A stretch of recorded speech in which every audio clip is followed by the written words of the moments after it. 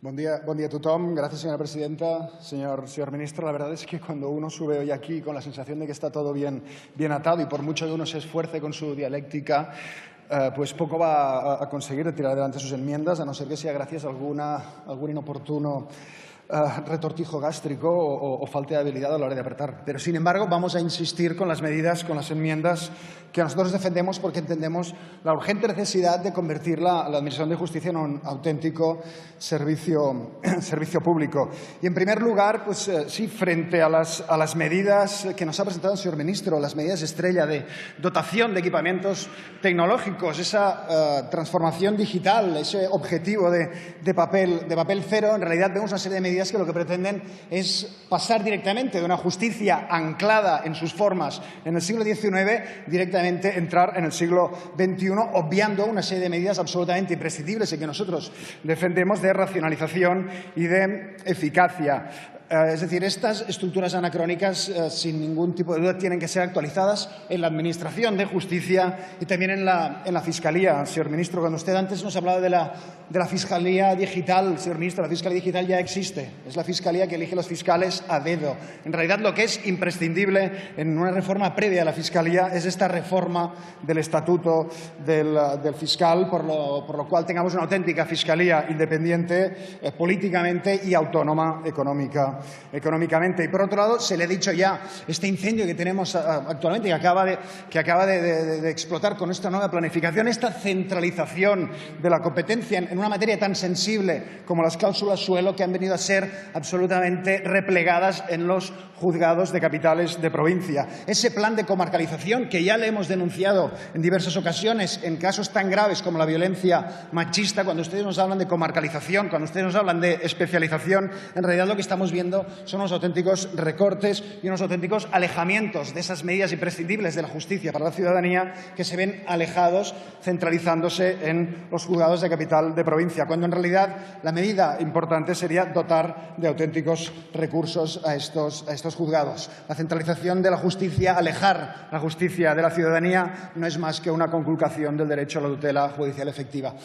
Por lo tanto, nosotros también, si revisa nuestras enmiendas, verá que les proponemos una serie de medidas para dotar del desarrollo de la nueva ya no es muy nueva, más bien vieja, pero bueno, la nueva oficina judicial a través de unas medidas de racionalización de la Administración y de optimización de los recursos. Por otro lado, también examine nuestras enmiendas y verá que también le proponemos unas medidas eficaces, efectivas, reales, de asumir los compromisos del Estado español en materia de memoria histórica. En una de las enmiendas defendemos la dotación para las labores de localización, exhumación e identificación de las fosas de las víctimas de la Guerra Civil y la dictadura y la divulgación de sus resultados. Y, por otro lado, el gravísimo tema de la sustracción de menores. Usted en su intervención nos ha dado un capotazo, ha hablado del tema de los bebés robados. Le invitamos a aceptar nuestras enmiendas, en concreto la 2938. Como bien sabe, llevamos días hablando del tema y intentando hacer efectivas estas medidas para acabar con esta terrible lacra de los bebés robados que ha afectado el Estado español durante medio siglo. En nuestra medida, lo que le proponemos es una mayor dotación del fichero de perfiles genéticos para garantizar que sea gratuito y que sea público. Le invitamos a transaccionar sobre esta enmienda y, además, también medidas para una campaña de información y sensibilización sobre estos graves casos entre la ciudadanía. En tercer lugar, medidas eficaces para la lucha contra la corrupción. Parece ser que la lucha contra la corrupción sigue, constatamos, revisando su proyecto de presupuestos, que no es una preferencia.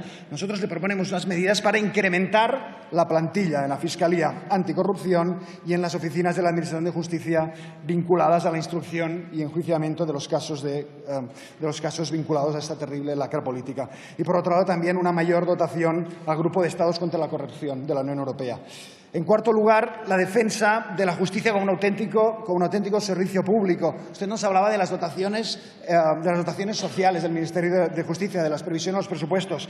Señor ministro, están congeladas.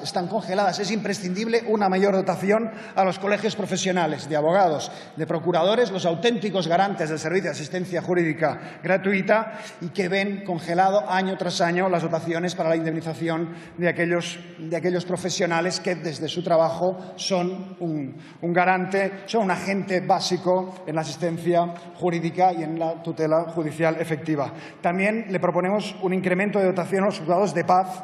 También la creación de servicios de orientación social a las personas detenidas y encausadas, también refuerzo en los equipos psicosociales de atención a las víctimas y también una dotación concreta para el desarrollo de la Ley 20 de 2011, que asegure un desarrollo del registro civil que sea verdaderamente un instrumento público y un instrumento de calidad.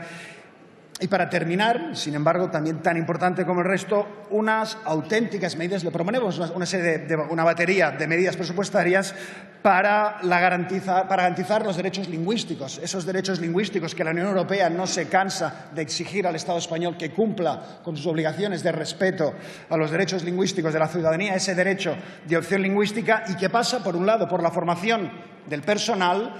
La formación del personal no solo en el conocimiento de las lenguas regionales, las lenguas de las comunidades, las lenguas oficiales de las comunidades en las que desarrollen su trabajo, no solo el conocimiento de lenguas, sino también, tan importante como ello, el conocimiento y el respeto de los derechos lingüísticos de las personas, puesto que los derechos lingüísticos, señor ministro, forman parte intrínseca de los derechos humanos.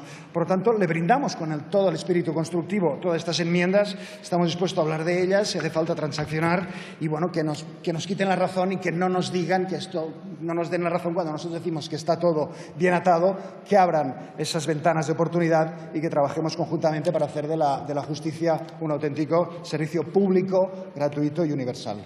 Gracias. Muchas gracias. Por el Grupo Parlamentario